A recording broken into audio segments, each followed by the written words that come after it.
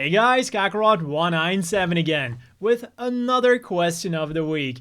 And don't worry, I haven't given up on my epic quest to document all of the model numbers and their meanings, but I'm sure you can all understand that I needed a little bit of a break. So today I'm going to be answering the Great Winston's question. In Gundam Unicorn, what is the name of that Earth Federation Space Forces ship that crashed into the mountain that Neo-Zeon forces had been using for a base, and how did they and the ship get there? So for anyone who's not sure of what the Great Winston is referring to, here is that specific scene.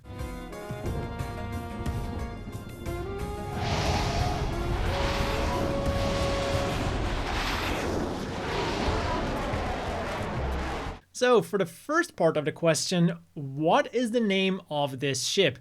And well, it could be one of two identical ships, either the Grey Phantom or its sister ship, the Stallion. The first one is of course famous from the 0080 OVA, War in the Pocket, where it served as the mothership of the amazing Scarlet team and the Blue team before they got wiped out by the Kempfer.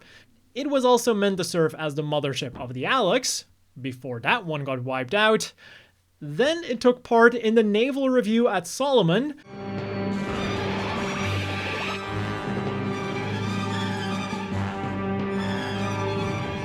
where it got wiped out by the nuke of the GPO-2. This ship had a really bad combat record. Also, for what it's worth, the Japanese Wikipedia explicitly lists the Grey Phantom as the crashed ship, but they don't list any sources for this claim, so this kinda leads me to believe that they just put it in there because, one, it was the most obvious choice, and two, because the Grey Phantom is the only ship of that particular line of Pegasus classes that has a dedicated Wikipedia page. The second ship then, the Stallion, we only know that it took part in the Naval Review and, well, that it got caught in the nuclear blast as well. So as for how one of those ships got to where it was, it would seem that they just drifted all the way from Solomon to Earth, where it then made a very nice base from Neo-Zeon forces, well, Zeon Remnant forces, who just happened to see it because, well, when you look at the footage, it's not exactly hidden, but more about that in a second. First, we're going to be diving a little bit deeper and explore another possibility kind of from the Gundam extended universe, if you will, because there is yet another Pegasus-class ship that could fit the bill, the Troy Horse, which has kind of been a source of confusion in the past. The ship was first mentioned all the way back in Mobile Suit Variations, but it was never shown. It was just said to be a quasi-wide base class ship, indicating that it was a different design from the wide base. Later on then, this ship would resurface as kind of a working name for the Grey Phantom, and because of this, some publications would list the Grey Phantom as the Troy Horse, leading to much confusion later on. Now, because of this, it does seem that it's largely assumed that the Troy Horse is the same type of ship as the Grey Phantom, and therefore could have been the ship we saw on screen.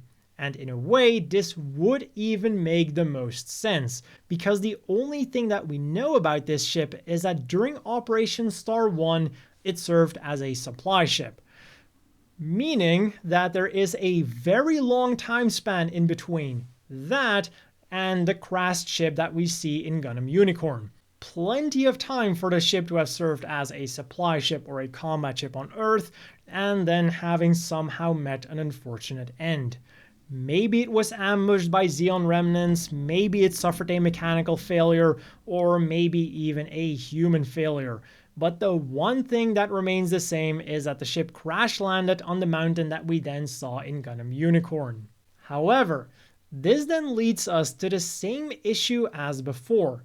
No matter which one of the three ships it is, it's a rather big thing to miss especially considering how out in the open it is. Which leads to an interesting theory that I once read about. Now, for the record, this is a comment that I read quite a while back. I tried looking for it, but I couldn't find it, so I'm paraphrasing. And also, if I find it again, I will give credit in the pinned comment. So, as I said, the weird thing is, that ship doesn't exactly look hidden. It seems like it has a little bit of camouflaging on it, but that could just be vegetation that's growing on it. And it also has some tents on it, so people are very obviously living on it. And yet the Federation didn't really seem to care about it at all. Like, you would expect the Federation to at least strip that ship of all of its valuables and scuttle it so that any Zeon remnants passing by definitely would not be able to turn it into a base. But according to that theory that I read, that was exactly what the Federation was doing. By deliberately leaving the ship there as kind of a perfect Zeon hideout, they would be hitting two birds with one stone. One, they knew where the remnants were and where their attacks would be coming from, and two, by kinda encouraging Zeon remnant attacks, they would have something to present to the Federation public to justify them keeping up arms and keeping their position of power. Because all of that, including our armed forces, are very important in dealing with this terrorist threat that's just not going away for one reason or another. But again, that's just a theory, so take that however you want.